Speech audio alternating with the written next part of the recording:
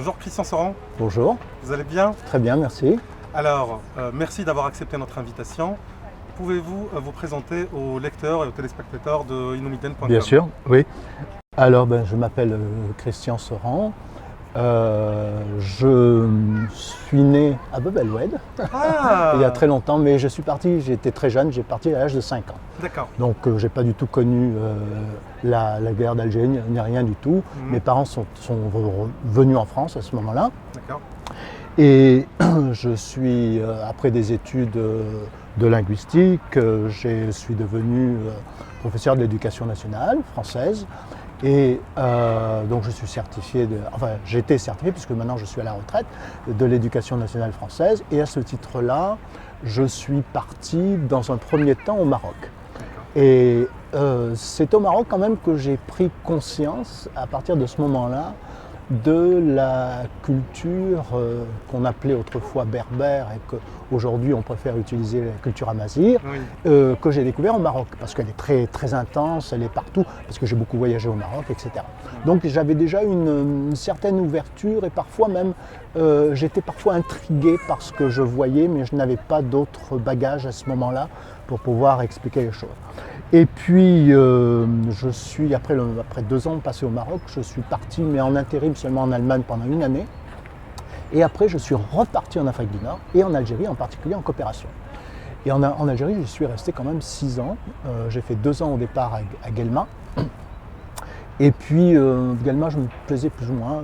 Le climat n'était pas très, très agréable, surtout l'hiver, etc. Et j'aimais beaucoup Biskra. Je descendais souvent à Biskra. Et j'avais demandé à être muté à Biskra. Et j'ai obtenu cette mutation. Et je suis donc parti à Biskra pendant 4 années.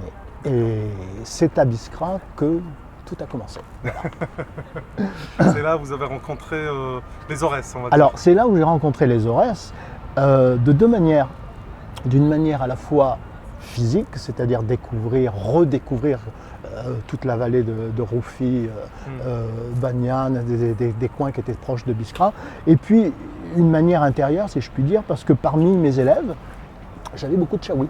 D'accord. Je dirais que pratiquement dans mes classes, on avait des classes assez surchargées à cette époque-là, on devait au moins avoir une 40aine d'élèves, je pense, dans chaque classe.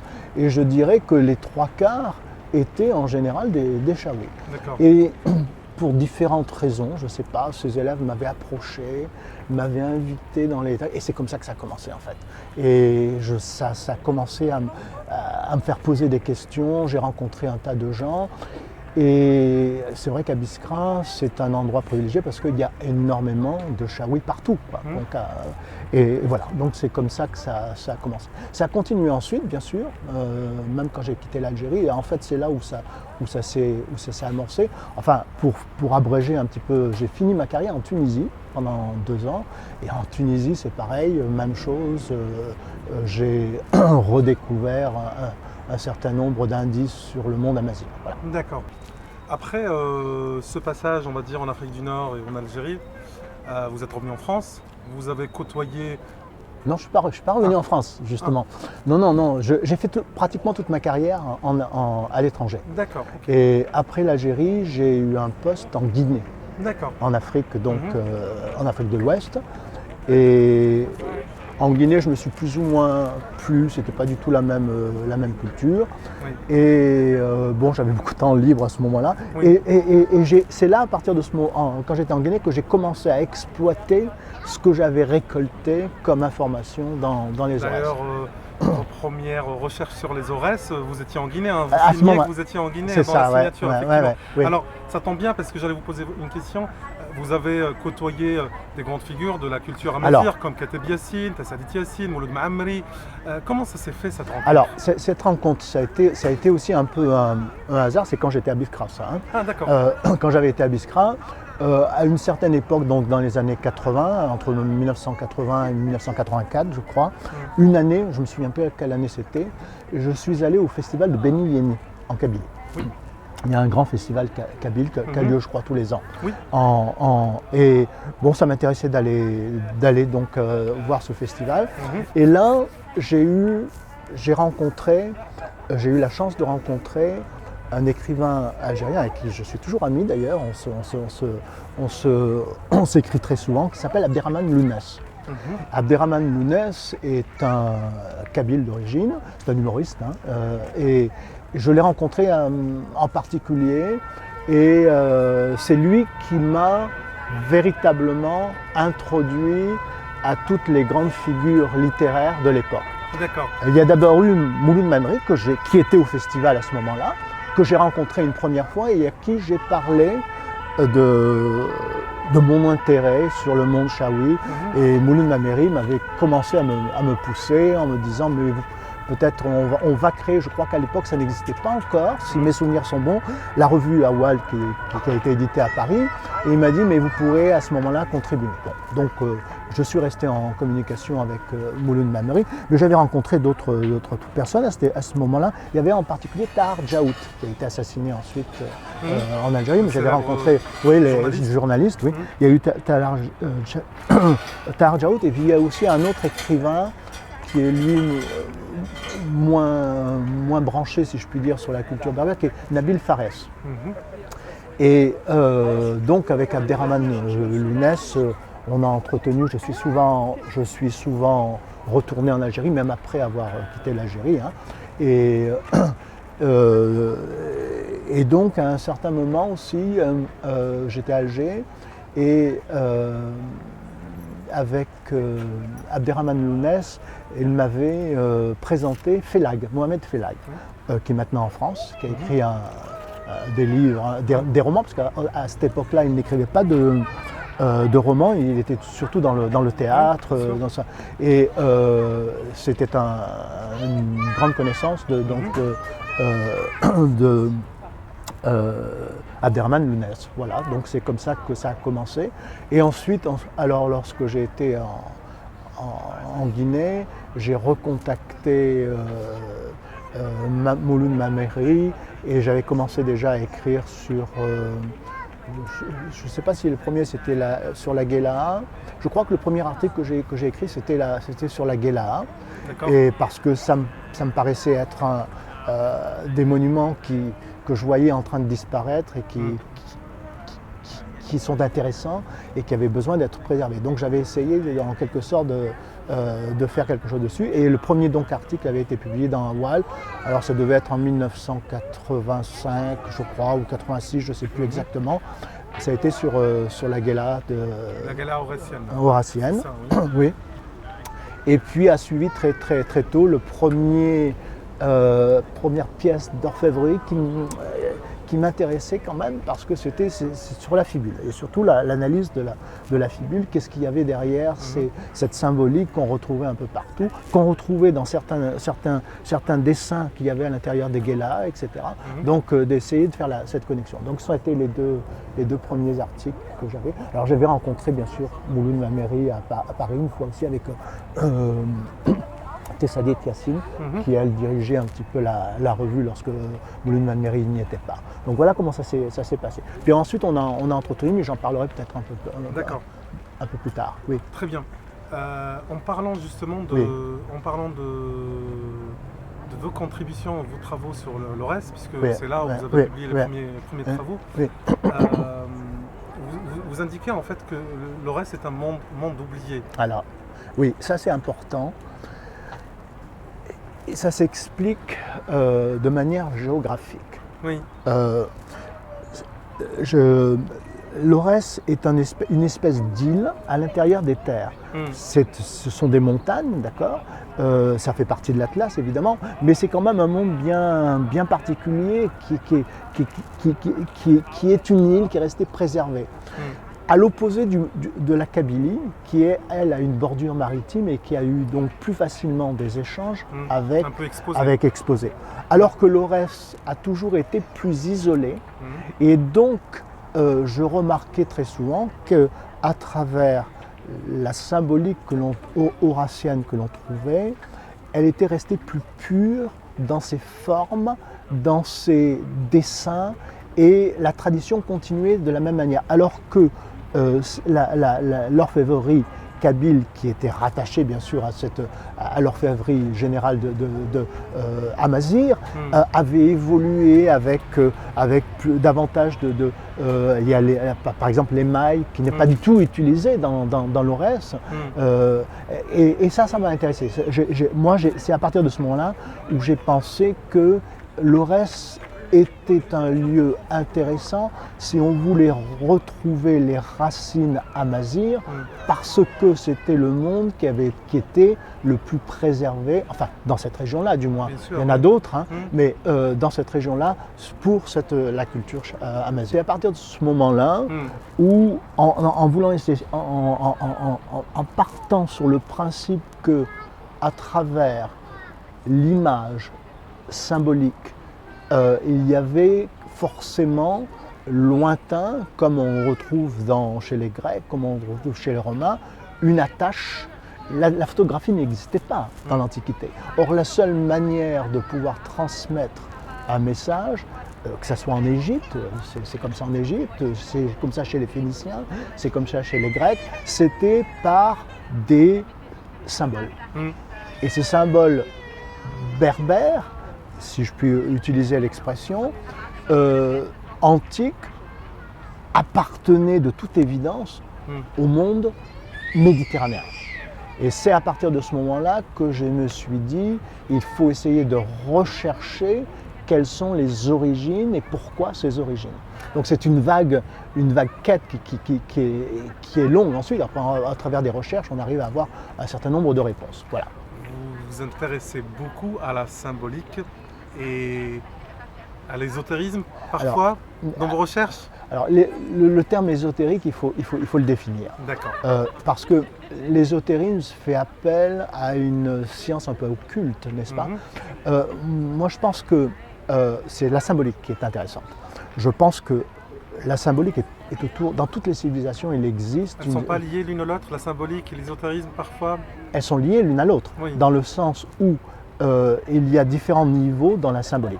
Oui. Et par exemple, lorsque j'ai fait l'étude du signe de Tanit, j'ai essayé donc à travers, en la rattachant un petit peu à ce qu'on connaissait, essayer de voir quel était le lien et comment expliquer ce symbole qui est resté quand même permanent, parce qu'on le retrouve de manière intemporelle. Par exemple, dernièrement, je suis allé, alors ça c'est vraiment un truc qui m'a totalement soufflé, je suis allé à Mykonos cet été en passage là. Et en me promenant dans le vieux Mykonos, dans une maison, sur le mur d'une maison, il y avait le signe de Tanit. J'ai été complètement, c'est une maison particulière, j'avais aucun moyen de savoir, je l'ai pris en photo, tellement ça m'a interpellé. Oui. Et donc, moi je pense que donc, dans cette étude sur le signe Tanit, j'ai essayé de voir les interprétations possibles de ce symbole. Et je pense qu'il existait dans l'Antiquité différents niveaux d'interprétation. Je m'explique. Si on prend par exemple la symbolique grecque, on sait très bien qu'il y avait chez les Grecs ce qu'on appelle des mystères. Les mystères dans lesquels un certain nombre d'initiés étaient, on n'en sait rien parce que ces mystères sont restés vraiment opaques, mais initiés à un autre savoir spirituel qui faisait partie donc de la mythologie grecque, en fait, de la spiritualité grecque à ce moment-là. Et je pense que en étudiant les Phéniciens, c'était à peu près la même chose. Et je pense qu'il y avait, par exemple, sur le signe de Tanit, une lecture commune, c'est-à-dire celle de reconnaissance pour les gens par rapport à la religion punique, qui est bien particulière quand même aussi, qui a évolué, et une lecture que je dirais religieuse et donc ésotérique qui appartiendrait à un groupe d'initiés. Et donc j'ai fait deux analyses, c'est là où entre, si vous voulez, ce terme d'ésotérisme.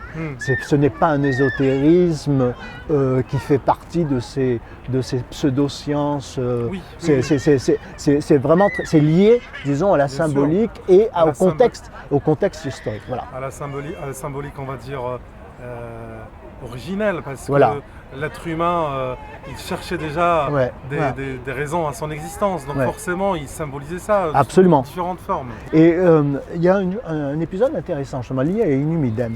Lorsque je crois que c'est quand j'ai écrit le texte sur Tanit, qui a été publié sur le site, il y a eu un commentaire de Mohamed Fantar. Je ne sais pas si vous l'avez lu. Non, je ne l'ai pas Il y a eu un commentaire de Mohamed Fantar que je connais très bien. Enfin, que je connais très bien. Non, je ne le connais pas personnellement, mais je le connais en tant que chercheur. Et ça m'a interpellé, qui disait qu'il avait lu. Déjà, c'est une bonne chose. Ah oui, tout à fait. Qui disait le texte est très bien documenté. Voilà ce qu'il disait. C'est parfait. Et j'ai pas vu. Oui, moi je l'avais relevé ça.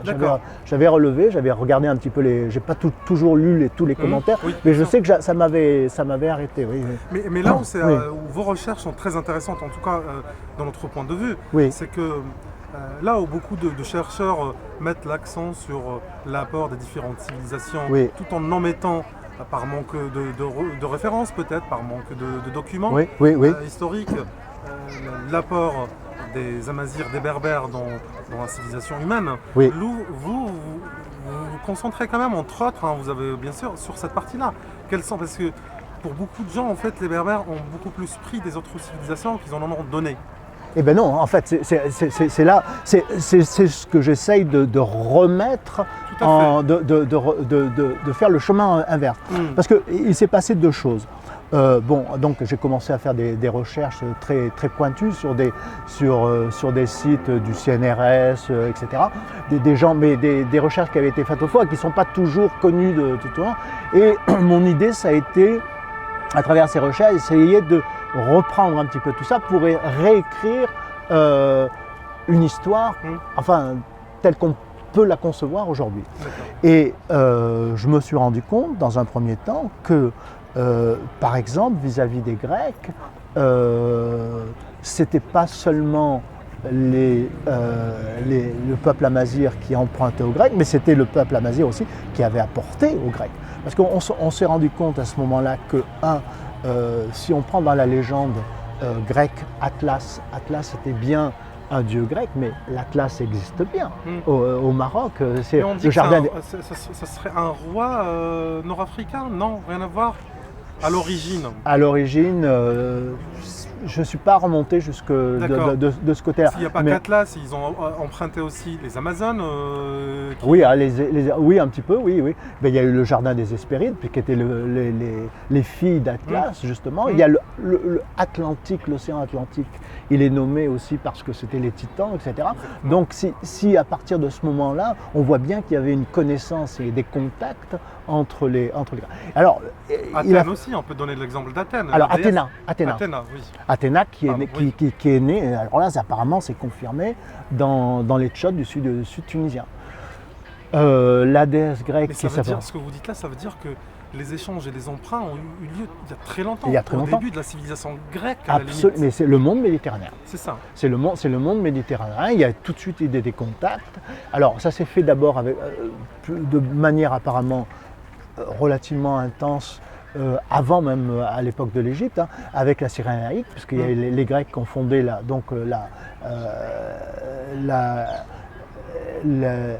colonie en Cyrénaïque, et il y avait donc des Grecs qui étaient là, et beaucoup de Crétois aussi, et puis ensuite il y a eu les Phéniciens.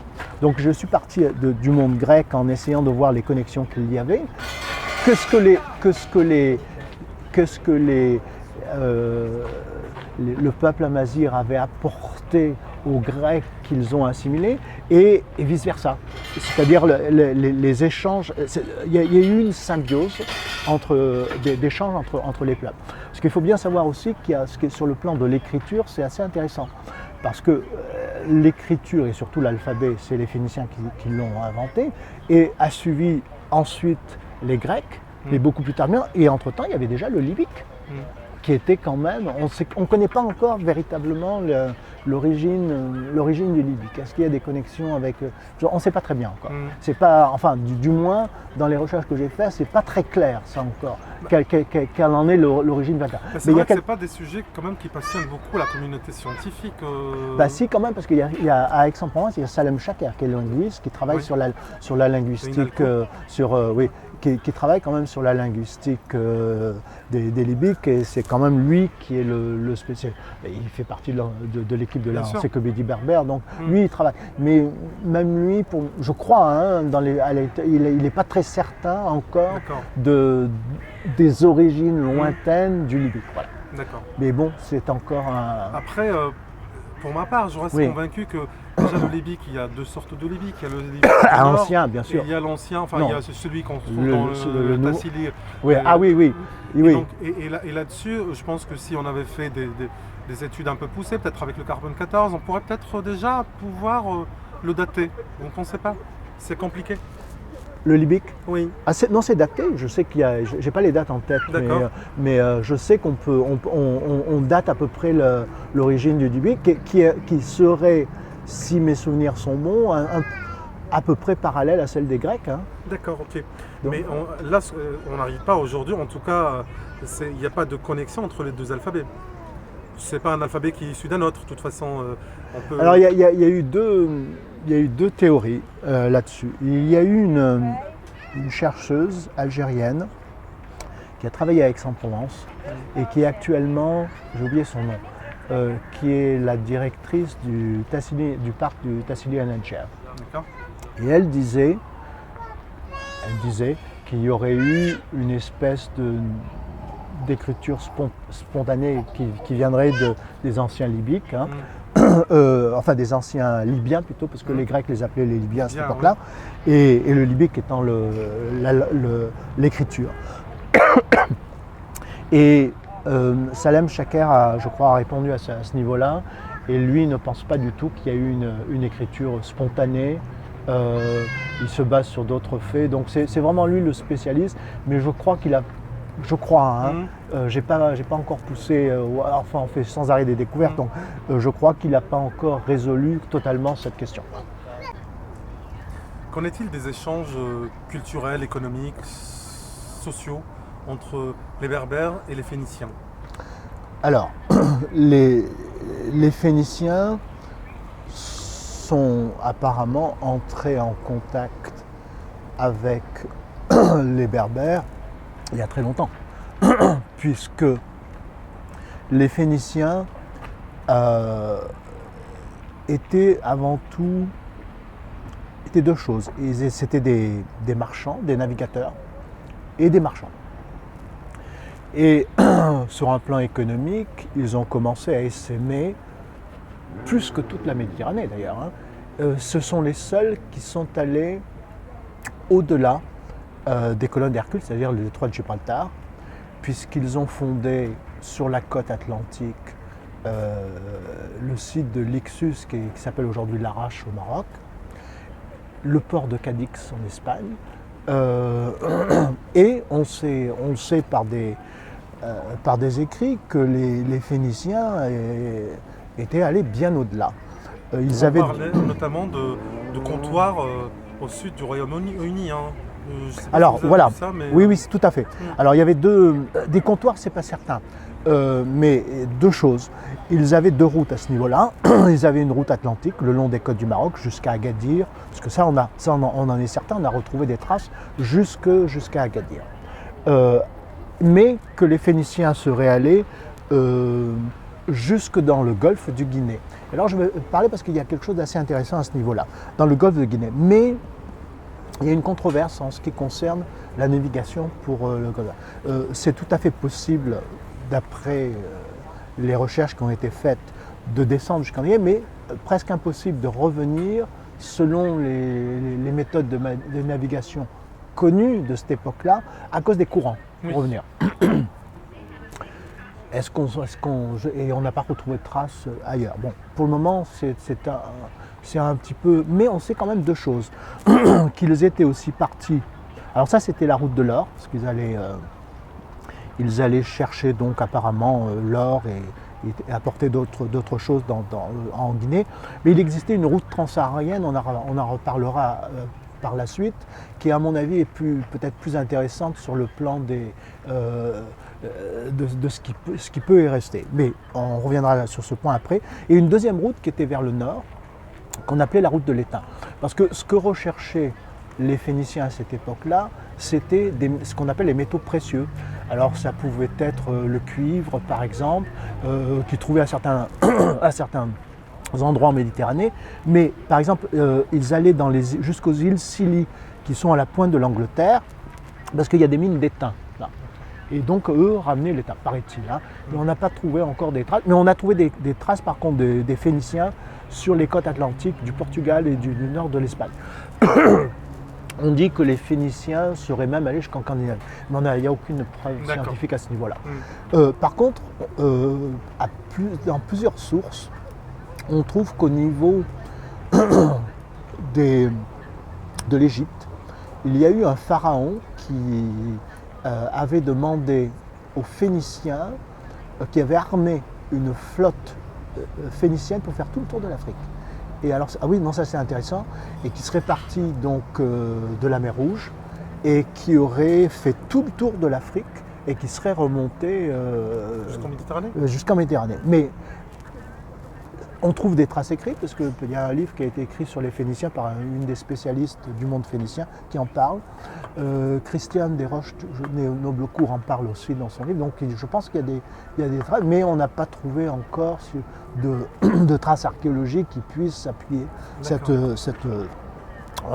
ce thème. Mais bon, on voit bien quand même que les Phéniciens étaient des navigateurs émérites, qu'ils avaient plusieurs types de bateaux et que donc ils avaient essaimé toute la Méditerranée. Donc il y a toujours eu en quelque sorte des échanges, en particulier en Afrique du Nord, entre les Phéniciens et les différents peuples berbères d'Afrique du Nord.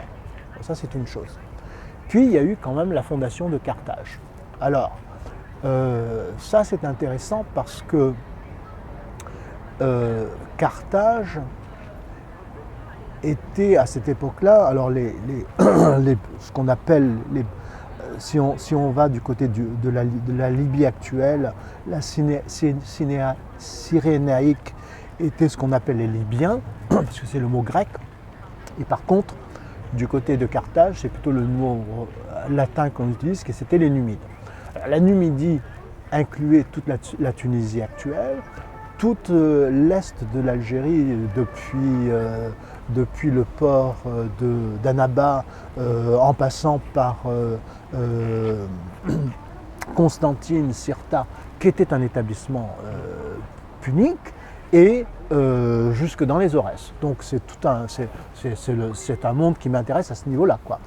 Et là, on s'aperçoit que, dans un premier temps, en fait, lorsque il y a toute une mythologie sur la reine Élissa, enfin, qui arrive de Phénicie, qui fonde la ville de Carthage. Alors il y a toute une mystique autour de ça, mais qui fait partie des rites de l'Antiquité. Il y a toujours eu des rites de fondation dans une cité. Alors ça, moi, je l'analyse un petit peu aussi dans le dernier, en parlant des Phéniciens. Mais vous faites l'analogie avec le prince Kratos, qui est aussi ça. Hein, Non, c'est pas ce nom-là. Il s'appelle, le nom m'échappe. Qui aussi pour fonder sa cité, il devait aussi.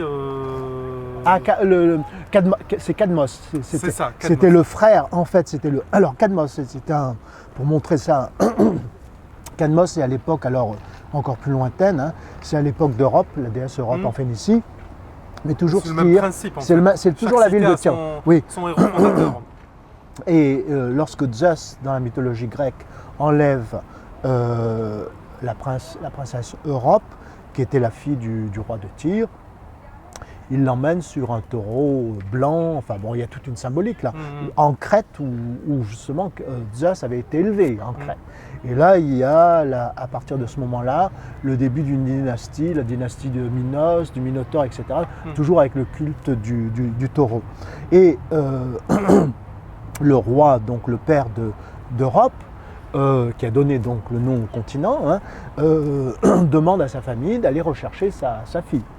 Et le frère, l'un des frères, qui s'appelle Cadmos, part en Grèce Et c'est lui qui fonde la ville de Thèbes en Grèce et qui, pour les Grecs, dans la mythologie grecque, apporte l'alphabet phénicien aux Grecs qui font l'alphabet, qui vont adopter l'alphabet grec, qui est l'origine de tous les alphabets latins. Enfin, donc il y a déjà des connexions à ce niveau-là.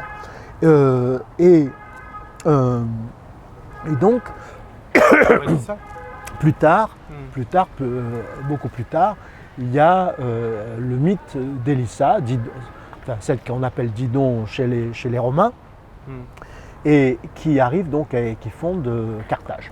Mais Carthage est un site qui n'est pas colonisé en quelque sorte. Ils arrivent à Carthage et ils demandent l'autorisation de faire un comptoir là.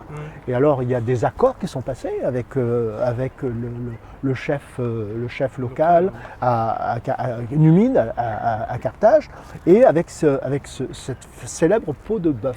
Oui. Alors il y a tout. Oui, mais ce qui est intéressant, c'est d'analyser, c'est d'aller au-delà de l'histoire, de la mythologie, du symbole, essayer de faire de voir qu'est-ce qu'il peut y avoir derrière ce.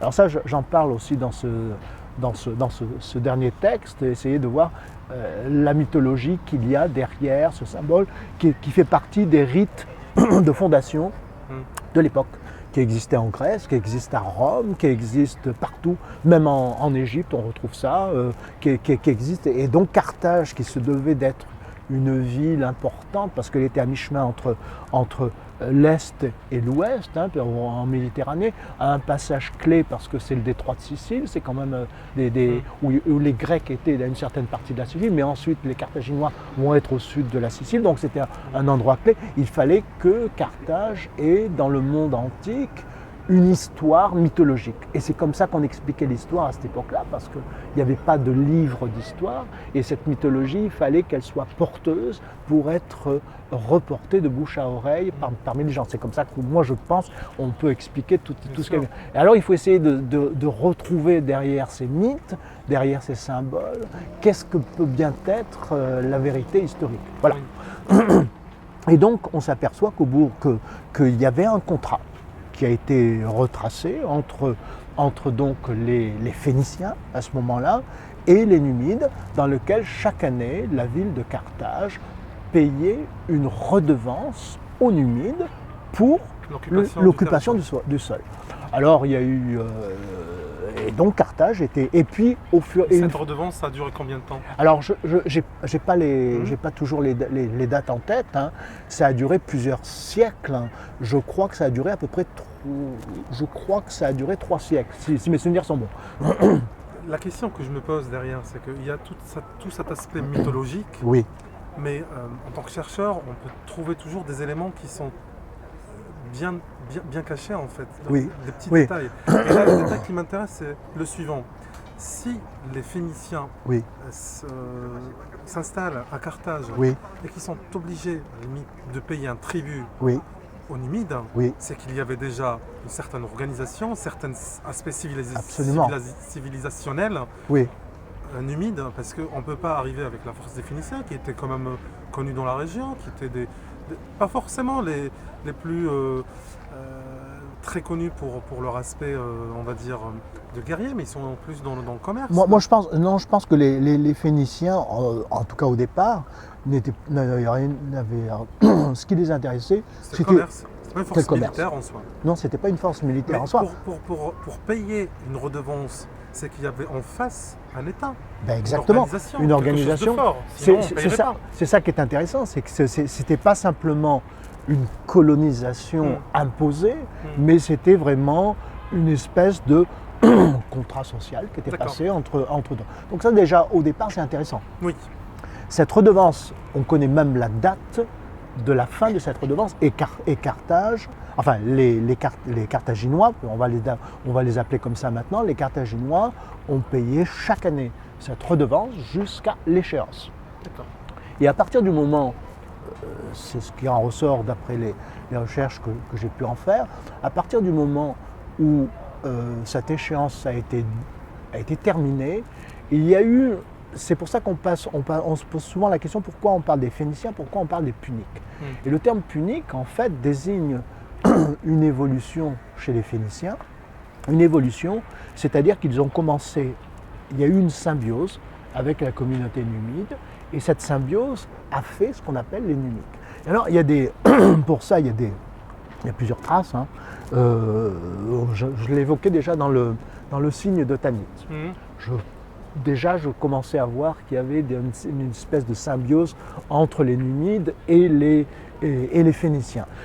Et là, c'est très clair dans le texte sur les Puniques en particulier. Enfin, dans le texte que j'écris, pour pouvoir remonter aux Numides, je suis parti des Phéniciens, pour voir pourquoi les Phéniciens étaient un peuple important dans cette transmission culturelle, commerciale, etc., à cette époque de l'Antiquité.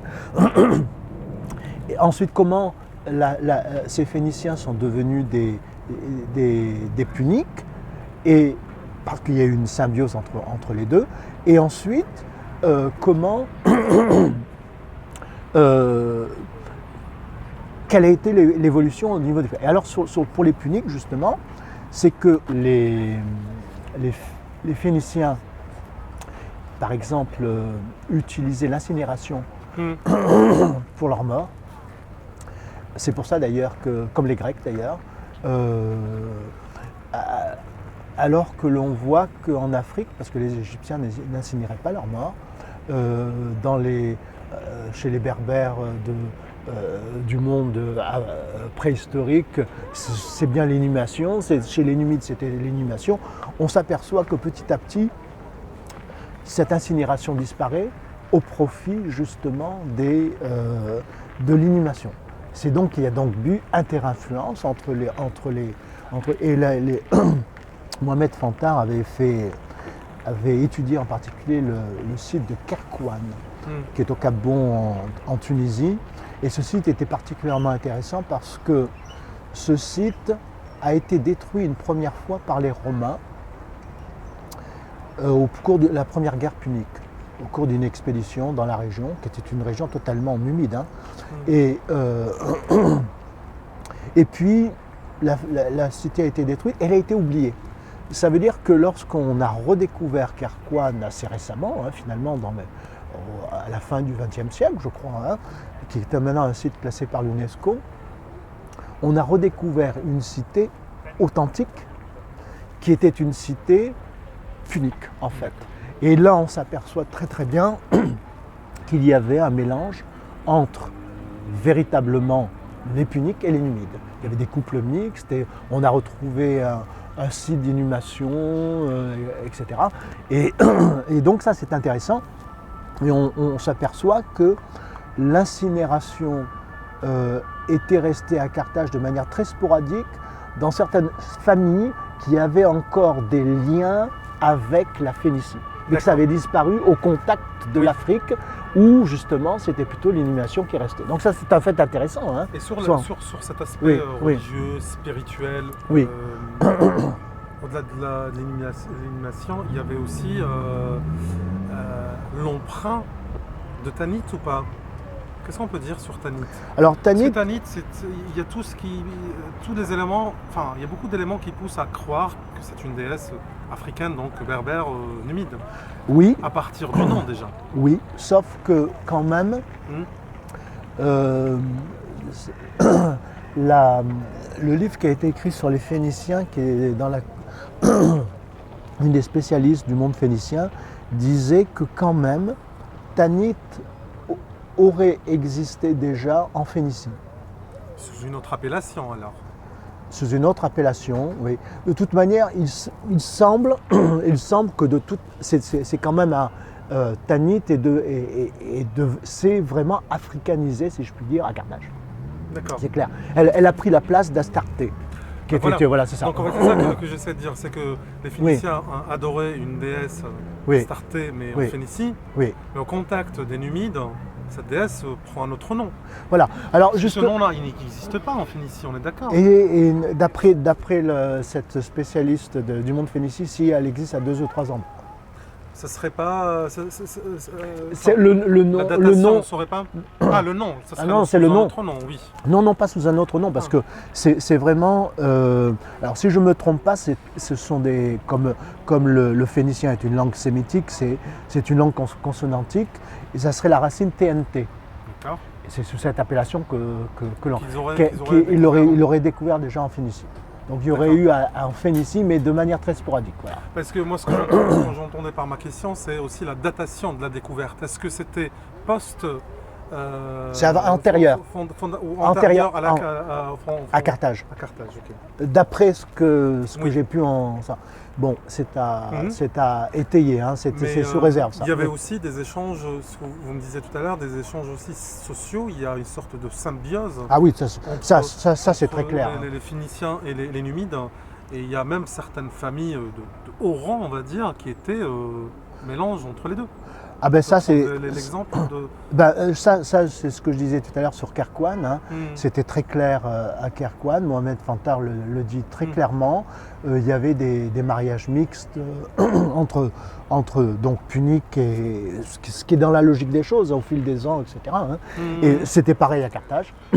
D'accord. Et j'ai même retrouvé donc dans un livre d'histoire tunisien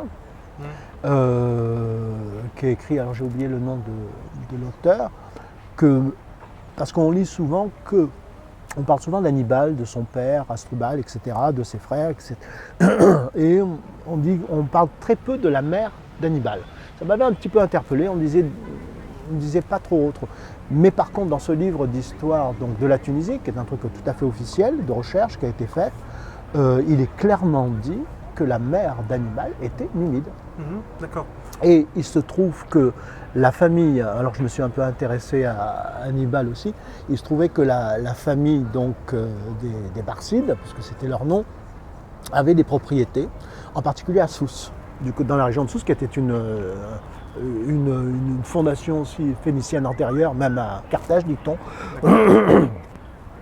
Et qu'à un moment donné, même Hannibal, son retour de la campagne d'Italie, je crois, s'était réfugié à Sousse, dans une des propriétés familiales. Ouais. Donc, voilà, d'ailleurs, on sait par des sources historiques que Massénicien, il avait donné des noms aussi qui étaient carthaginois, puniques, phéniciens à ses enfants. Donc à certains de ses enfants, ça veut dire qu'il y avait une certaine connexion entre les deux peuples. Oui, et alors c'est ça. Ça va dans les deux sens, c'est-à-dire que les Numides ont pris et sont assimilés. Alors, mais c'est ça qui est intéressant, c'est-à-dire que les Romains sont venus dans un autre esprit. Sont venus dans un esprit d'abord parce qu'ils avaient les ennemis qui étaient carthaginois, oui. Un esprit de conquête. C'était vraiment un esprit impérialiste, de conquérir, ce qui n'était pas du tout le cas ni des Grecs, ni des Phéniciens. Ça, c'était très clair hein, à ce niveau-là. C'est pour ça que moi je m'arrête au niveau romain, parce que moi je pense que tout s'est fait avant les Romains. D'ailleurs, voilà. Juste si je peux me permettre, Rome avait une armée régulière, plus de... Je ne connais pas le nom parce que ça change en fonction des périodes. Par contre, quand on prend l'exemple de Carthage, elle n'avait pas très peu d'armées régulières, peut-être pour assurer la sécurité. C'était des mercenaires. Mais le reste, c'était des mercenaires. C'était des mercenaires. Et alors... ils faisaient appel quand il y a des guerres. Mais sinon, le reste du temps, on n'est pas du tout sur une armée régulière. Mais c'est ce que je disais tout à l'heure sur les... C'est deux aspects différents, deux aspects différents. Les Phéniciens n'étaient pas du tout intéressés par... C'était pas des guerriers, c'était des commerçants. Des commerçants, et ce qui les intéressait, c'était de faire le commerce. Et donc, au fil des ans, évidemment, comme Carthage a grandi, qu'il y a une des communautés étrangères et ça, ils ont constitué, surtout pour se battre contre les Romains, une armée de mercenaires. Et forcément, dans cette armée de mercenaires, ils étaient en majorité des Numides, puisqu'ils étaient sur place. Hein. D'ailleurs, quand j'ai fait le texte sur les éléphants puniques, on s'aperçoit que justement ces éléphants puniques étaient empruntés aux Numides qui vivent, parce qu'il y avait des troupeaux d'éléphants à cette époque-là, en Afrique du Nord, Et c'est eux qui géraient en quelque sorte les éléphants. C'était eux, ce qu'on appellerait les cornacs des éléphants, etc. C'est grâce aux Numides qu'il y a eu ça, déjà. Mais parmi les mercenaires. Ils élevaient des éléphants, les Numides ils élevaient des éléphants apparemment oui. Pour faire la guerre en fait. Je pense que ça c'est plus tardif. Je pense que c'est Hannibal, ou enfin c'est le père d'Hannibal qui les a utilisés. Voilà, oui, non, voilà. Je pense que c'est à partir de ce moment-là. Voilà, oui, c'est ça, oui. Mais que les éléphants, ils étaient là, quoi. Donc en quelque sorte. Mais les éléphants, ils sont là, d'accord, mais il faut bien les élever à la guerre. Un éléphant, un animal comme ça, on ne peut pas l'envoyer en guerre sans qu'il soit. Vous voyez ce que je veux dire, sans qu'il soit... Ah ben ça il y avait apparemment il y avait un dressage qui a été fait, oui. Il y a un dressage. À un certain moment, oui. Mais on ne peut pas se dire tiens, on veut faire une guerre, du jour au lendemain, on va ramener des éléphants. C'est pour ça que je vous dis que peut-être qu'il y avait une certaine connaissance dans le dressage des éléphants, dans un but de guerre. Oui, plus tardivement, ça. C'est à l'époque où Carthage et Rome étaient en guerre. Ça, c'est beaucoup plus tardif.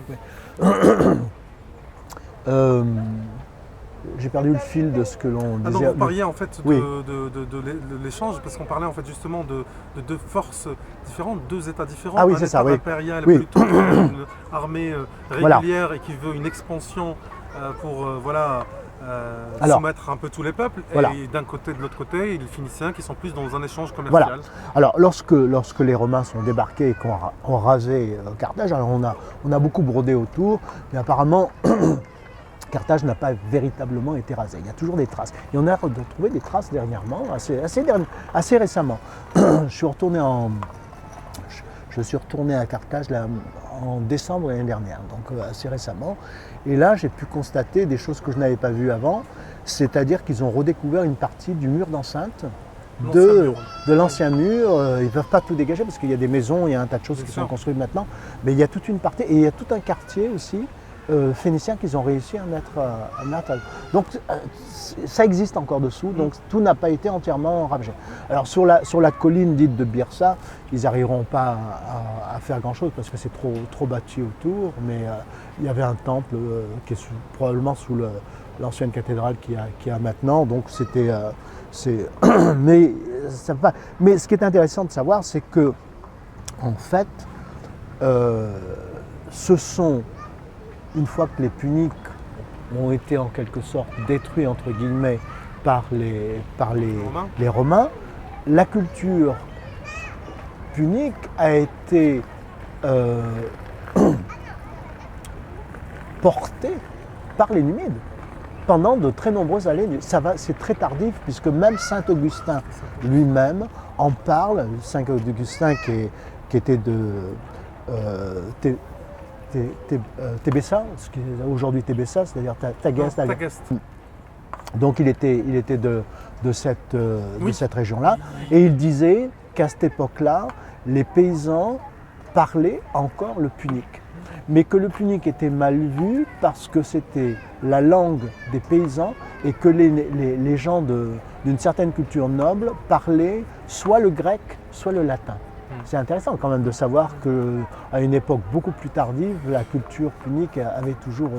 Et ça, Jean Desjeux en parle aussi de ça. Comme à l'époque de Carthage où toute l'élite parlait punique, et au passage un mélange entre le phénicien et le grec aussi. Le grec était très... Le grec était très... Parce que la famille, par exemple Hannibal, avait eu un précepteur grec, et il parlait couramment le grec, il écrivait en grec, etc. aussi. D'accord. Mais c'est un mélange aussi dans lequel le berbère existe, il joue un rôle, parce que c'est dans la continuité Ça, naturelle. oui. Mais donc plus tard, après la chute de Carthage, le punique il perd un peu de son influence. Il existe encore, mais il perd de son influence. Il est petit à petit remplacé par le latin. C'est ça que vous dites. En tout cas, pour certaines élites. Pour certaines élites, oui. Mais il a perduré quand même pendant très longtemps. Oui. Après le... Et ça ne pouvait pas perdurer s'il n'y avait pas une espèce de symbiose entre les peuples. Non. Ah ben oui, ça n'aurait pas ça n'aurait pas été le cas. Hein. C'est ça qui est intéressant quand même de voir. Et qu'est-ce qui est resté justement de cette culture. Donc on voit bien cette espèce d'influence ou d'inter-influence qu'il y a eu entre les cultures. Voilà. Ce qui ressort de vos études, c'est qu'il y a une interconnectivité entre les anciennes civilisations du pourtour méditerranéen, du bassin méditerranéen, que l'Aurès pourrait être une des clés qui permettrait justement de d'élucider pas mal de mystères encore aujourd'hui. Oui, c'est ce qu'on évoquait, je crois, au début de ce dialogue, en disant que l'Aurès est en quelque sorte une île montagneuse au centre des terres. Et on expliquait donc que c'est différent du massif du Jura kabyle, qui lui a une bordure maritime qui était donc plus ouvert vers l'extérieur, alors que l'Aurès a toujours été un monde fermé en quelque sorte sur lui-même, et qui a donc pu préserver une culture plus authentique. Et cette culture, moi je la retrouve dans la...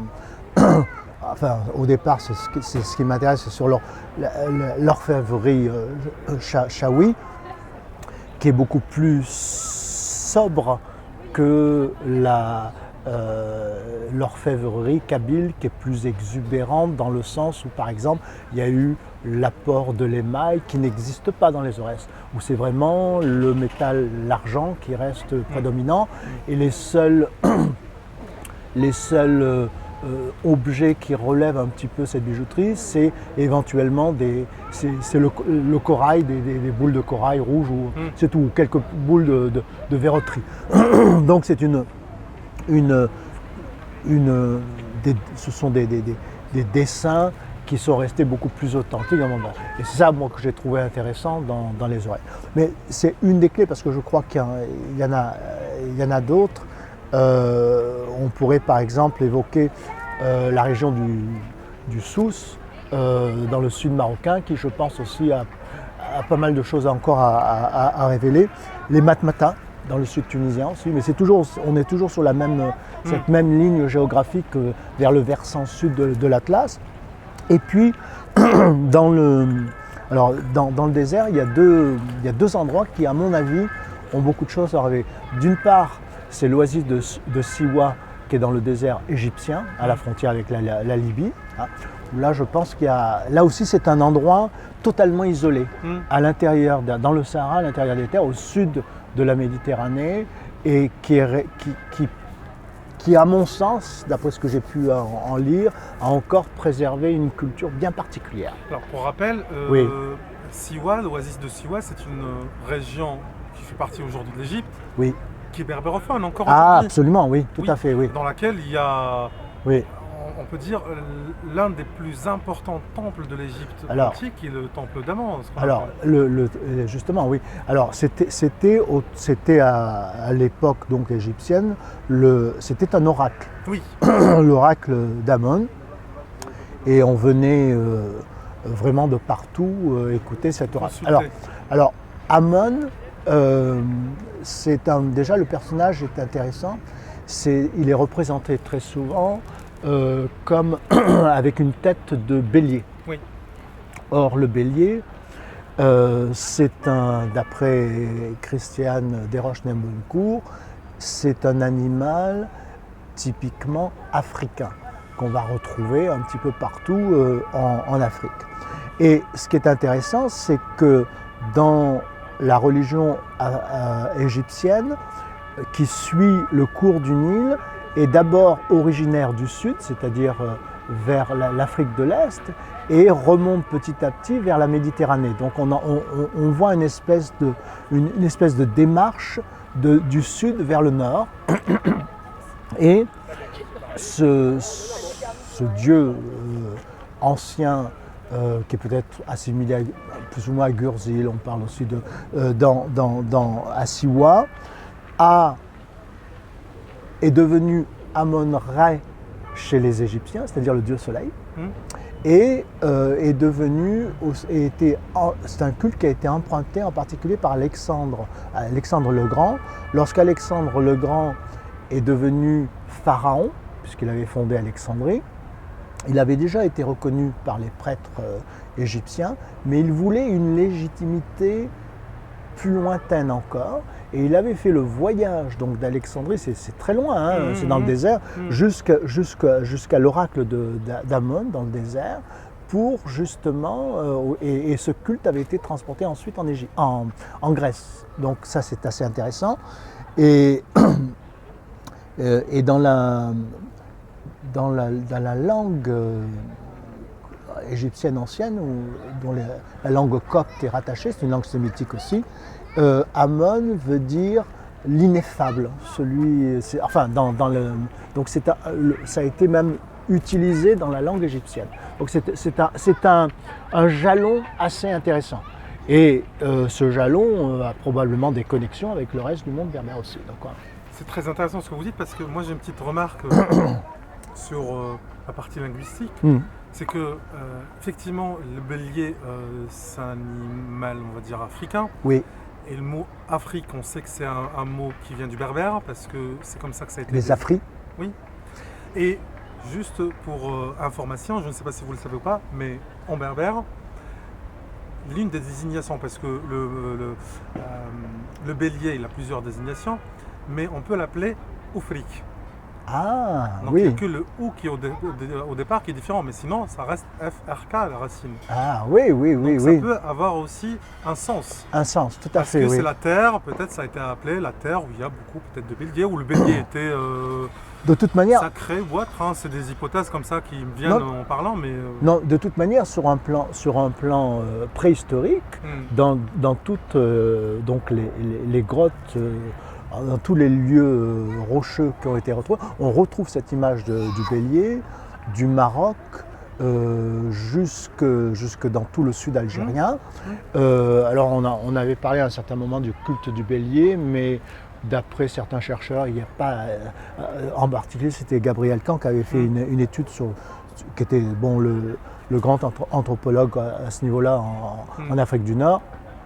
Il avait fait une étude assez détaillée qui est d'ailleurs parue dans l'encyclopédie berbère sur le bélier. Il n'y avait pas de culte de bélier, il n'y avait pas un culte vers un animal. Pour lui, il s'est montré de manière assez claire, scientifiquement, le bélier était simplement un animal de sacrifice que l'on emmenait aux dieux. Cet animal de sacrifice dans le reste de la Méditerranée, c'était le taureau. D'accord. Il faut bien savoir que tous les deux, c'était des animaux qui fertilisaient en quelque sorte les troupeaux. Et d'un côté le taureau et de l'autre le bélier. C'était comme ça par exemple en Égypte. D'accord. Et donc ça correspond bien à cette idée. Mais ces deux cultes se sont peut-être, je dis peut-être, d'après ce que je peux en tirer de ces recherches, fondus justement à Carthage, où le culte du taureau qui serait venu avec les Phéniciens se serait fondu avec le culte du bélier qui est local. Voilà. Mais je dis ça c'est encore... Par contre, ce qui est vrai, et ça je peux en témoigner, parce que même pendant mon enfance ça existait encore, c'est le culte des grottes et des génies. Ah oui, ça oui. Je ne sais pas si d'ailleurs, vous qui êtes très pointu sur ces sujets-là, est-ce que ailleurs dans la Méditerranée on a ce genre de culte, celui des grottes et des génies? De toute manière, le culte de la caverne, c'est un vieux culte, puisque Platon parle. Chez Platon, il y a le culte de la caverne. Donc non, ça je pense que ça fait partie de. Oui, je pense que on le retrouve à tous les niveaux. C'est commun à toute je pense, oui. Même si on regarde dans certaines pièces de Shakespeare, on retrouve les sorcières qui sont très souvent près de grottes, des trucs comme ça. Donc je pense qu'il y a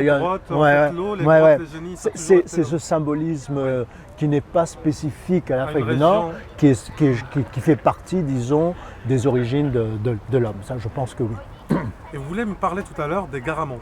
Alors oui, parce qu'on parlait un petit peu des clés qui existeraient. Oui. Alors on s'est arrêté à l'oasis de Siwat, mais à l'heure actuelle, je pense, mais c'est un sujet un peu difficile encore, qu'il y aurait une clé vis-à-vis des garamantes. Alors qui sont les garamantes?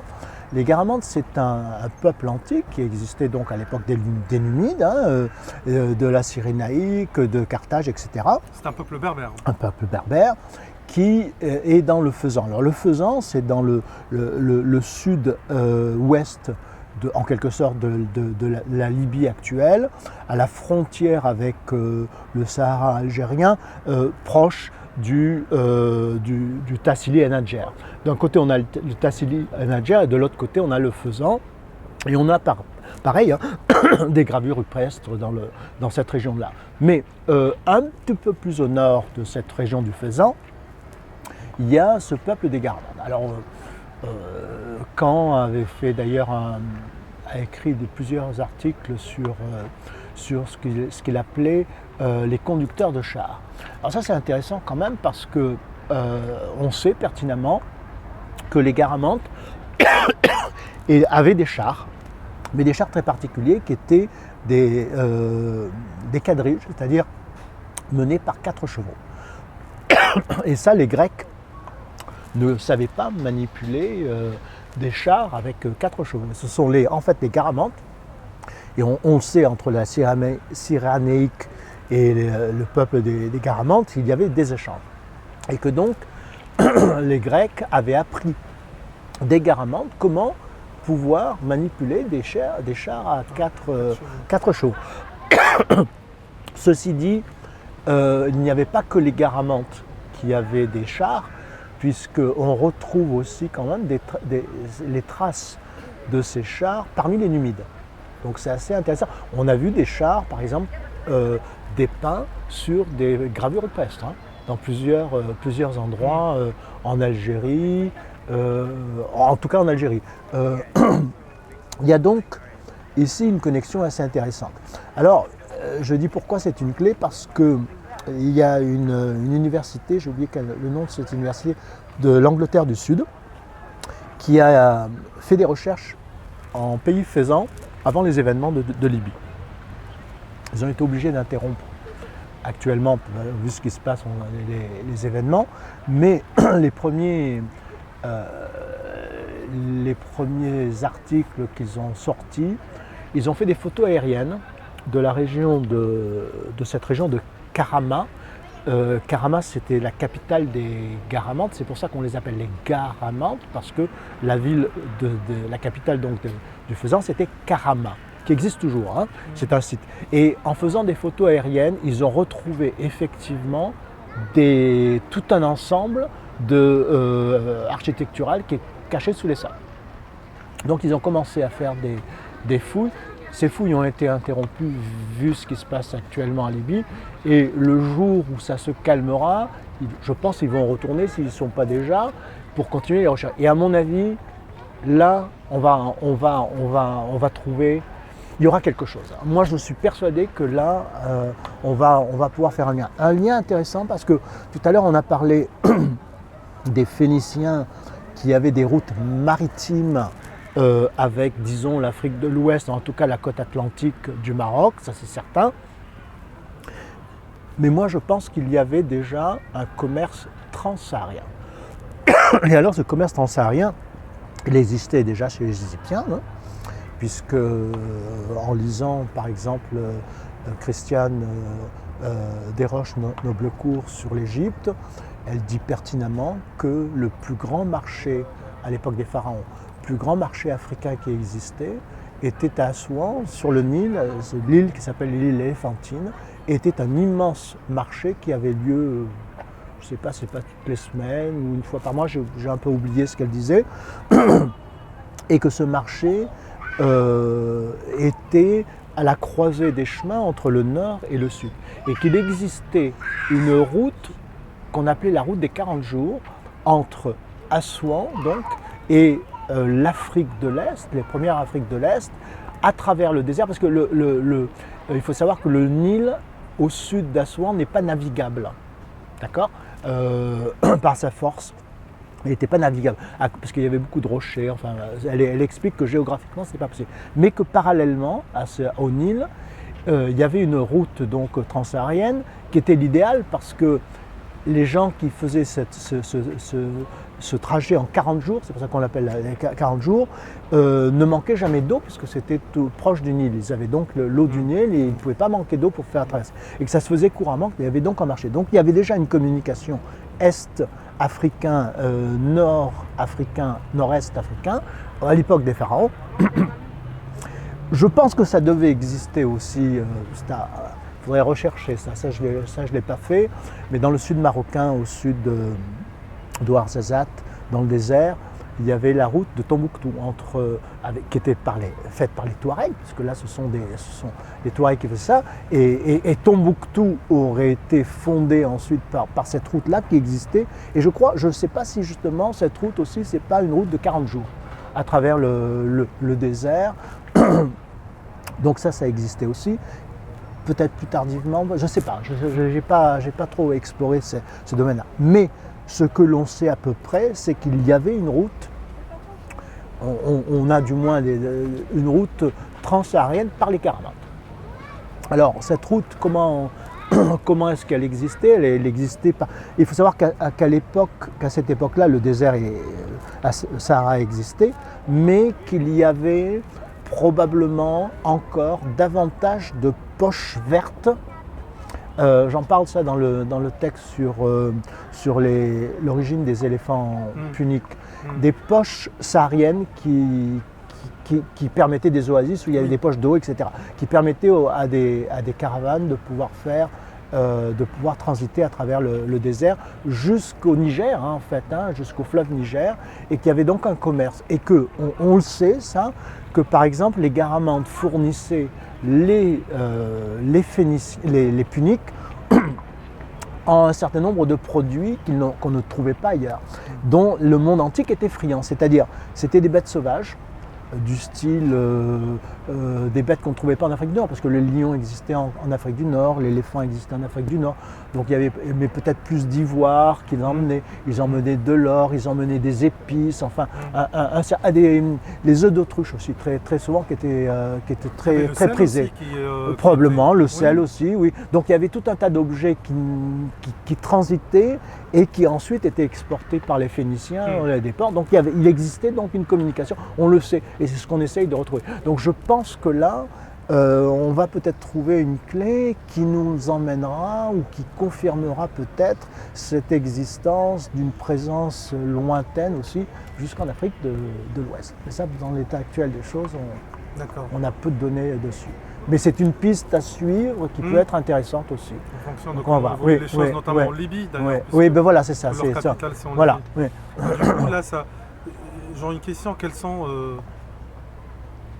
vous, prochainement, quels sont les projets sur lesquels vous voudrez travailler? Actuellement, je rappelle, vous venez juste de finir une étude qui est, je vous laisse la présenter, parce que ça va un peu dans ce qu'on se dit depuis tout à l'heure. Alors, il y a deux choses là qu'il faut que je termine. Premièrement, il me reste encore à terminer, à faire une étude, mais j'ai toutes mes notes, il faut que je le mette sous forme, sur un dernier maillon de l'orfèvrerie de Chaoui. Et là, bon, une fois que j'aurai fait ça, je pense que je publierai à ce moment-là, j'essaierai du moins de publier quelque chose sur la symbolique de l'orfèvrerie Chaoui. D'accord. Ça sera dans la continuité de ce que sera jusqu'à présent, oui. Mais j'attends de faire ça. Alors, l'un des derniers que j'avais fait, c'était l'anneau de cheville. Et là, c'est son pendant, ce sont les grandes boucles d'oreilles et il y a des choses très très intéressantes à dire à ce niveau-là. Bon, je ne vais pas encore le dévoiler, je l'ai dans mes notes. Et une fois que j'aurai terminé ça, je pense qu'on aura une meilleure idée, une meilleure interconnexion justement sur ça. Donc je voudrais dans un premier temps terminer ça. Et ensuite un volet, parce que bon, l'orfèvrerie m'a emmené à essayer de trouver les origines profondes de cette symbolique. D'où vient-elle? Pourquoi? Quelles sont les connexions qu'on peut avoir avec les autres? Parce que la symbolique, c'est quelque chose d'assez universel qu'on retrouve un petit peu dans toutes les civilisations. Et parce que tous les anthropologues, quels qu'ils soient, dans tous les pays du monde, retrouvent les mêmes symboles chez l'homme. Donc c'est assez intéressant à essayer de voir. Et c'est pour ça que je suis parti avec les Grecs d'abord, que je viens de terminer donc avec les Numides. Et il va rester un troisième volet que je vais entamer maintenant, alors qui demande un certain nombre de recherches, qui est le lien hébreu.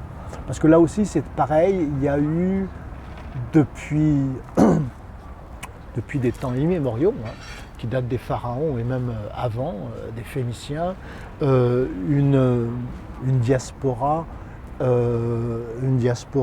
juive qui est partie suite à la destruction du temple de Salomon.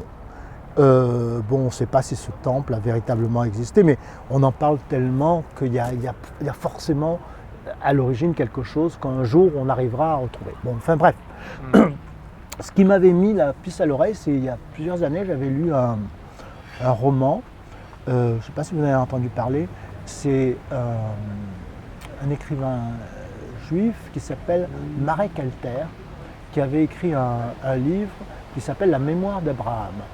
Et dans Marek Alter, pour le situer, est d'une famille juive de Pologne, qui est, apparemment je crois qu'il est francophone aussi, et il a essayé qui vit maintenant je crois en Israël, parce qu'il est toujours, je crois qu'il est toujours vivant, et qui a essayé à travers, mais de manière un peu romancée, c'est pas forcément historique, de retracer pratiquement plus de 2000 ans d'une famille, d'une diaspora de sa famille depuis Israël, par l'Afrique du Nord, et ensuite tout ce chemin. Donc ça c'est assez intéressant. Et il y a toute une série de pages où il parle de Lorès en particulier. Et oui, et il parle des Juifs de Lorès avec la célèbre Caïna, la prêtresse qui apparemment était de confession juive. Alors ça a été discuté. Reste à prouver, parce que historiquement, ce qu'on sait, c'est que par exemple certains historiens arabes avaient rapporté que lors de ces guerres, elle portait en fait Gurzil, qui est le dieu de guerre.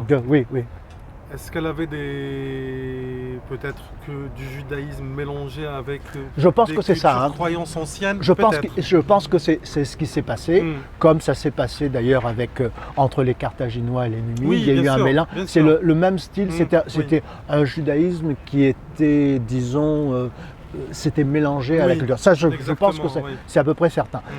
Mais ce qui est intéressant quand même, c'est que il y a eu 3 livres décrits sur la Caïna. Un premier qui est un livre qui date du début du XXe siècle, je crois, qui s'appelle la Caïna, je crois. Il y a eu un deuxième roman qui est un peu moins bien, qui était de Roger Igor, qui s'appelait Roger Igor, qui est mort il y a quelques années, qui a écrit aussi sur la Caïna. À mon avis, c'était moins intéressant que le premier. Et puis, il y a eu surtout le dernier, qui est celui de cette avocate tunisienne, comment elle s'appelle? Son nom m'échappe tout de suite. Qui a écrit sur la Caïna. Ça ne revient pas non plus. Et alors, ce qui est intéressant, c'est que c'est une femme. Alors, le premier roman aussi sur la Caïna, j'ai plus le nom de. C'est pas Mathéa Gaudry, j'ai oublié son nom. C'est une femme aussi. Donc, c'était intéressant de voir. Et c'est une femme qui a vécu dans les Aurès, qui a vécu parmi les femmes Chaouis. Et moi, je trouve que son histoire est bien documentée. C'est un roman, mais il est historiquement, il est basé sur l'histoire. Et ce qui est intéressant aussi, c'est comment elle s'appelle cette avocate qui est célèbre Halimi Gisèle. Et oui, c'est ça. Gisèle Halimi, c'est ça. Et qui est juive aussi, et qui parle de la Caïna, mais elle le dit, en tant que femme juive, elle s'identifie à elle. Je trouve que ça, c'est quand même assez intéressant, même encore au XXe siècle. Donc, c'est un personnage qui reste quand même mystérieux, tout à fait. Parce que les premiers écrits sur elle datent de 150 ans après sa mort. Donc en fait, on n'est pas non plus sur quelque chose de factuel. Non. Ibn Khaldoun en parle aussi. Oui, mais Ibn Khaldoun arrive au XIIIe siècle, au XIVe siècle. Donc effectivement, il se base sur des sources qui sont déjà très anciennes, mais même ces sources-là, datées de 150 ans après sa mort. Donc en fait, on n'est pas sur des factuels. Non, c'est sûr. Je parle du sujet parce que je connais un peu, mon père, il travaille beaucoup sur le sujet. Oui. Et puis, c'est un personnage que tout le monde, il y a de la récupération sur le personnage. Vous voyez ce que je veux dire? C'est-à-dire en fait que... c'est devenu une héroïne, quoi, c'est ça. Exactement. Mais les premiers, en fait, justement, les premiers, on va dire, historiens arabes qui ont écrit sur Al, mais c'était 150 ans après sa mort, il y avait un peu de propagande. On essayait un peu quand même de la faire passer pour la méchante, prêtresse, sorcière. Ouais, c'est ça. C'est ça le truc. Et du coup, elle restera toujours emblématique, mais mystérieuse parce qu'on a très peu en fait de références historiques. C'est ça, voilà. Notamment par rapport à ce qu'on disait à l'instant, sa croyance ou autre, ça reste même ses origines. Ça reste, on est toujours dans le monde du théorique, de l'hypothèse. On n'a rien qui est vraiment écrit pour les raisons que je viens d'évoquer. Mais effectivement, ça reste quelqu'un de passionnant, un personnage passionnant. Mais ce que je voulais dire, c'est que ce qui est intéressant, c'est qu'on a là quatre auteurs. Oui. 4 auteurs juifs, tous les 4, qui évoquent quand même ce personnage de la Kaïna. Donc il y a quelque part... Peut-être qu'il y a une reconnaissance en fait dans la croyance de la Kaïna qui est prétendue être une juive à l'époque, peut-être, oui. Donc voilà, il y a un lien. Mais on sait par exemple qu'il y avait déjà, et d'ailleurs dans le livre Maria Calter, c'est romancé, mais enfin on retrouve la trace, on retrouve les Juifs en Cyrénaïque, on retrouve les Juifs à Annaba, à Constantine, à Carthage, évidemment, tout le long de toute la mer. Oui. C'est des vieilles familles en fait, qui sont revenues d'Andalousie. Voilà, c'est ça. C'est généralement c'est ça. Bon, après, le judaïsme existe en Afrique du Nord bien avant ça. Bien avant ça. Ça remonte au temps des Phéniciens en fait. Les premiers, puisqu'on a retrouvé, je crois même, même à la fondation de l'Ixus en Maroc, je crois qu'il y avait parmi les gens qui s'étaient établis là un certain nombre de juifs déjà. Ça remonte, c'est vraiment très très vieux quoi. C'est vraiment très vieux. Et donc ces gens-là ont fait souche ensuite en Afrique du Nord et forcément il y a eu des échanges. Alors il existe par exemple alors ça c'est ce que je vais faire, je vais aller en décembre, je vais retourner en Tunisie et je vais retourner à Djerba et essayer de voir par rapport à la communauté juive de Djerba, qui est une communauté juive berbère. Oui, c'est-à-dire que c'est des gens qui ont adopté la religion juive, parce que c'est des berbères, donc ils ne viennent pas. Non, il y a les deux, parce qu'à l'origine, il y a eu enfin d'après ce que j'en sais pour le moment, après la chute du temple de Salomon, il y a eu une diaspora, et certains seraient venus directement avec les Phéniciens d'ailleurs, directement à l'île de Djerba et se serait établi là à Djerba, la fondation donc de la Kriba de Djerba. Et puis ensuite, c'est pareil, comme l'île de Djerba est une île berbère, ils se sont mélangés, c'est comme ça que ça s'est passé. Quoi, là. Il y a pas mal de... D'ailleurs, nous on le voit parce que dans la communauté juive algérienne, qui s'est installé en France après l'indépendance, rien qu'à la lecture des noms de famille, on reconnaît très rapidement s'il s'agit de noms berbères, donc de familles berbères. Il y a eu beaucoup en Algérie de berbères.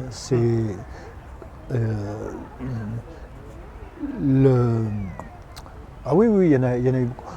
Donc voilà, c'est ce que je vais, là, c'est mon prochain travail, je vais essayer de voir qu'est-ce qu'on peut trouver à ce niveau-là, quelles sont les connexions qu'il peut y avoir.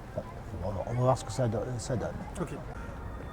Parmi les sujets sur lesquels tu as déjà travaillé et sur lesquels tu veux encore revenir, parce que j'imagine qu'il reste encore des choses à faire, c'est le sujet des greniers, en fait forteresses greniers, ça dépend des périodes, guerre ou paix. Mais est-ce que là on parle des Aurès ou d'une manière générale Non, les deux. D'abord, il faudrait que je retourne dans les Aurès pour essayer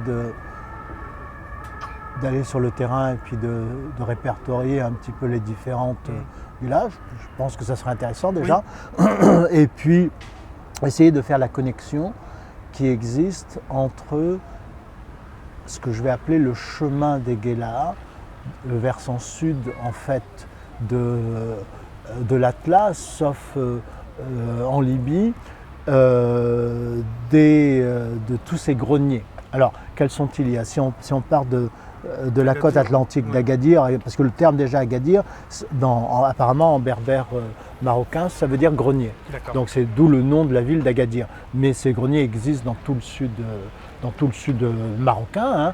Il y a la vallée du Souss, mais dans la vallée du Dra aussi, il y a ces ksars que l'on voit sont en fait servis aussi de greniers.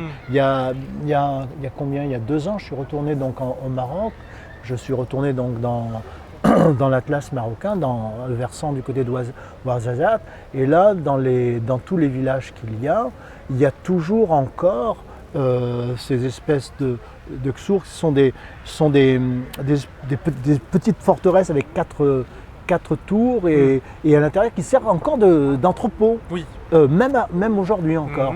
Donc, sur lesquels on retrouve d'ailleurs toujours cette symbolique berbère qu'on retrouve partout. Et je trouve que c'est intéressant donc de faire cette chaîne-là. Je ne pense pas que ça existe dans le reste entre le Maroc et le sud algérien. Je ne crois pas, à moins que ça existe peut-être dans la région de Timimoun et tout ça. J'y étais mais il y a très longtemps, mais je n'ai pas souvenir de ça. Mais en tout cas, ça existe bien sûr dans les Aurès. Ça existe en Kabylie aussi, certains, mais ce n'est pas tout à fait le même type. D'accord. Ça existe dans le sud tunisien. Alors ça existe aussi de l'autre côté des Aurès, en Tunisie, au nord. Dans la région de Memcha. Voilà, c'est ça. Là, c'est pareil, mais c'est exactement comme dans les Aurès. Le même type. Quand j'ai visité cette région, j'ai cru me retrouver carrément dans les Aurès. Là, c'est vraiment le même type de paysage, même type, c'est exactement la même chose. Et puis, alors surtout dans le sud tunisien, les Matmata, qui sont souvent vivent des troglodytes, mais qui ont aussi ces fameux greniers qu'on appelle les gorfas, qui sont... Alors c'est un type d'architecture différent certes, mais le concept de grenier communautaire qui a la même utilité sociale, c'est ça, oui. Et qui existe, paraît-il, aussi dans le faisan. Donc ça, je ne sais pas, moi, c'est ce que j'ai lu, et c'est pour ça que le faisan sera, je pense, un lieu intéressant quand on en saura un peu plus dessus. Donc voilà, ça c'est un travail qui reste à faire, qui risque d'être intéressant, quoi. Et vous comptez vous rendre quand en Algérie? Ah ben, moi... Quand l'occasion le permettra? Ben voilà, oui, non, mais moi j'aimerais bien retourner dans les Aurès, maintenant.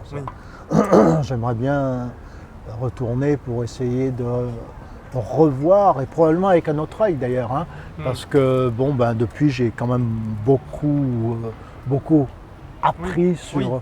Donc je risque de le voir avec un autre œil et... Bien sûr. Et voir peut-être des détails que vous n'aurez pas pu voir peut-être. Non, donc ça c'est une chose que j'aimerais bien faire. D'accord. Je sais pas. Il faudrait que l'occasion se présente. Voilà, c'est ça. Mais peut-être prochainement. Peut-être prochainement, pourquoi pas. Oui, mais moi je suis tout à fait prêt. En plus que maintenant je suis à la retraite, donc je peux vous disposez d'un peu plus de temps. Voilà, c'est ça, oui. Très bien. Et je rappelle que vous avez là fini d'écrire une dernière étude sur les Phéniciens, les Numides, qui paraîtra prochainement sur le site Inumiden. Avez-vous un dernier mot à nous dire, aux lecteurs du site qui vous suivent, parce que vos articles ils sont lus, ils sont partagés. D'ailleurs, il y a même, vous disiez tout à l'heure, Ahmed Fantal qui est venu, qui avait mis un commentaire, sur, je sais plus, je crois que c'était sur le signe de Tanit, il me semble. Oui, j'avais trouvé ça très intéressant, oui, tout à fait, oui. Je pense qu'il y a beaucoup de gens qui ont découvert le site parce que vous l'avez découvert par hasard. Je l'avais découvert par hasard au tout début parce que, je ne sais plus comment, mais j'ai trouvé ça sur... Alors, comme j'ai beaucoup d'amis en Tunisie aussi, parce que j'ai vécu 2 ans en Tunisie, je partage beaucoup ce que j'ai trouvé en Tunisie aussi. Et c'est très bien en Tunisie aussi. C'est vrai? Oui, il y a beaucoup. Oui, alors, oui, c'est ce que j'ai. Depuis quelques années, là, je sens qu'autrefois, on avait mis un petit peu, comme un peu partout, la culture amazigh un petit peu en retrait, mais que c'est en train de reprendre. Par exemple, il existe au sud d'Hammamet une zone un petit peu de rochers, qui sont des villages berbères, et dont un qui est un véritable nid d'aigle. C'est un rocher là, au milieu d'une plaine, on voit la mer de loin, il s'appelle Takrouna. Et Takrouna, c'est un ancien... Alors, ils ne parlent plus berbère. Malheureusement, la langue s'est perdue, mais assez récemment. Mais le lieu est berbère encore. Et le village de Takrouna, tout à fait en haut, quand on voit les maisons, c'est tout à fait ce qu'on pourrait retrouver, par exemple, dans l'Aurès. Enfin, des maisons de style un peu différent, mais le même principe en pierre, enfin, le même style, quoi.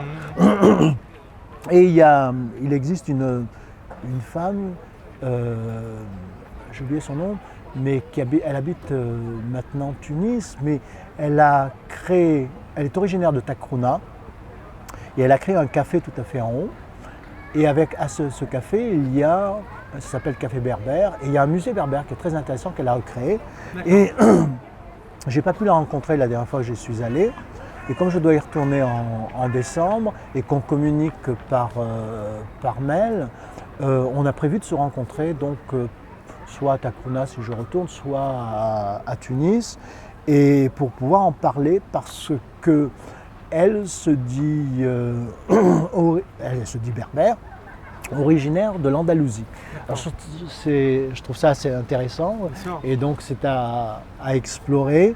Et en tout cas, elle fait un travail là où elle essaye de préserver la culture berbère qui me paraît lui aussi intéressant. Elle a fait un petit musée, il est pas très grand, mais assez bien documenté et très didactique avec les différentes pièces qu'elle a mis. Elle a quand même consacré pas mal de temps à faire ça, quoi. Et j'ai trouvé ça, moi, très intéressant. Donc, voilà. Donc, écoutez, merci beaucoup, Christian Soran. Eh ben, c'est avec plaisir.